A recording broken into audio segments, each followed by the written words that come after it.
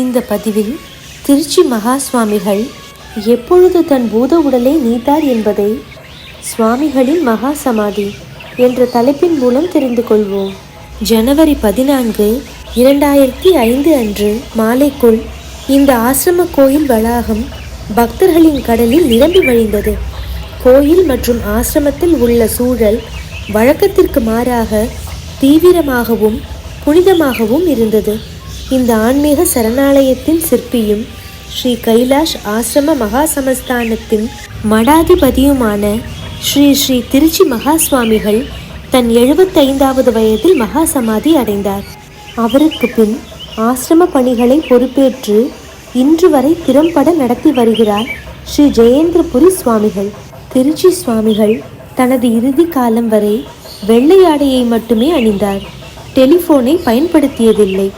மோதிரம், செயின் போன்ற ஆபரணங்கள் எதையும் அணிந்ததில்லை. டிவிக்கு பேட்டி கொடுத்ததில்லை. பேனாவை தொட்டதில்லை.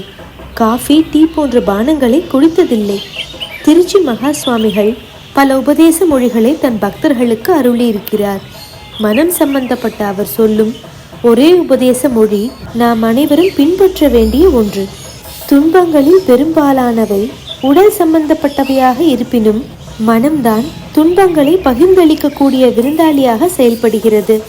மனமானது மனம் வைத்தால் நரகத்தையும் சொர்க்கமாக்கிக் கொள்ளும், சொர்க்கத்தையும் நரகமாக்கிக் கொள்ளும்.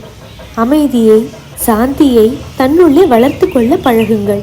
அதுதான் நரகத்தையும் சொர்க்கமாக்கிக் கொள்ளும். இந்த மகானால் நிறுவப்பட்ட திருக்கோயிலை தரிசித்து அவரது அருள் பெற்று வாழ்வில் வளம் பெருக்குவோம். அடுத்த பதிவில் மற்றும் ஒரு மகானை பற்றி அறிந்து கொள்வோம். அதுவரை திருச்சிற்றம்பலம்.